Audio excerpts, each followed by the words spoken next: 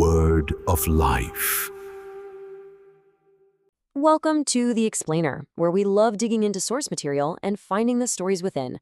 Today, we're tackling one of the oldest family trees out there, a list straight from the book of Genesis. So what secrets could possibly be hiding in a simple list of names? I mean, let's be honest, this is the kind of chapter most of us just skim through, right? A long list of names, a bunch of numbers.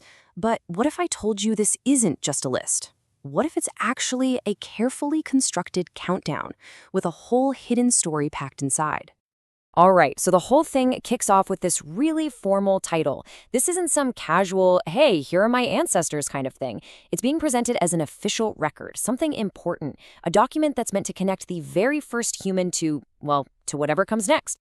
And you pretty quickly pick up on its structure because it follows this super strict repetitive formula. For almost every single person on the list, the author uses the same pattern.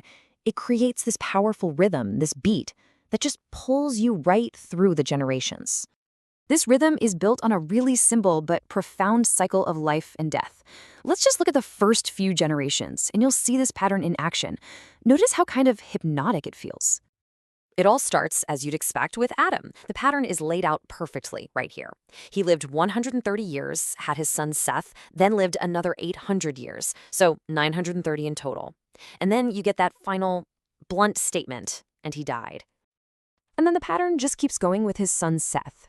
It's basically the same story, just with different numbers. He lives to be 912, but the formula, exactly the same. And the ending, you guessed it, and he died. And then again with Seth's son, Enos.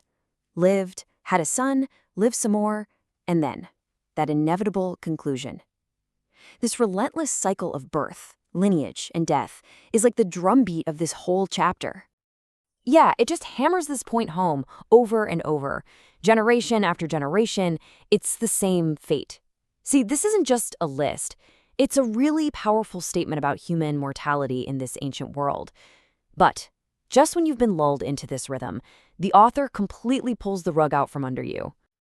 Just when this cycle of death seems totally absolute, totally unbreakable, we get a dramatic exception.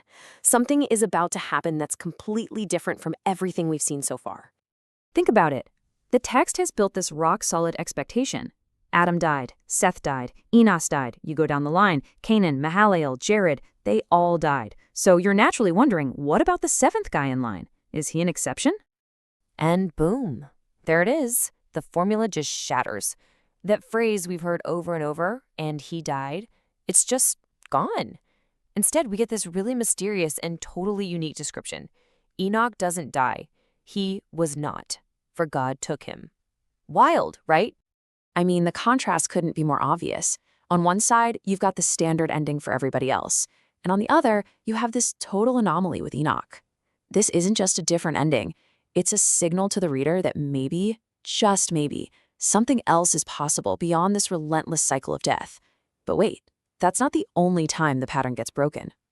So after the shock of Enoch, the genealogy kind of settles back into its old rhythm for a few more generations. And he died, and he died. But then, with the 10th man from Adam, we get another huge break in the pattern. And this time, it brings in a totally new element, hope.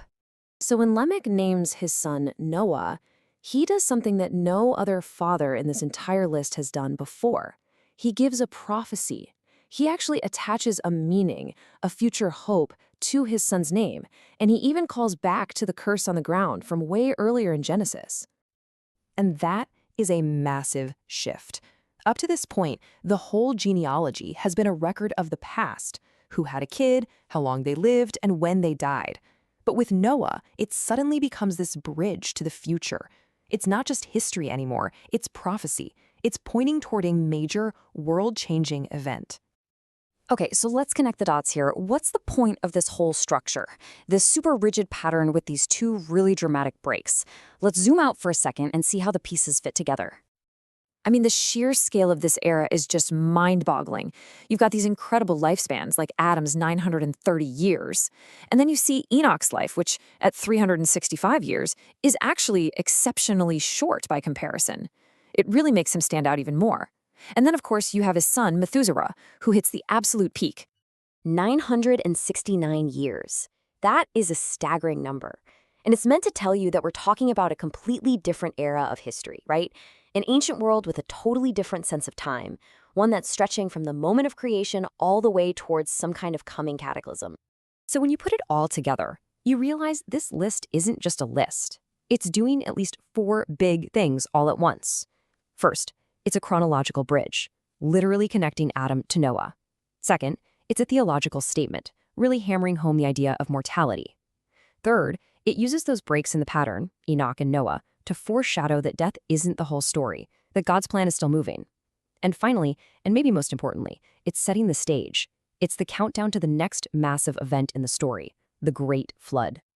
So in the end, what looks like a really dry, kind of boring list of names turns out to be this incredibly sophisticated piece of storytelling. It's a countdown. It's marking the time from one world to the next.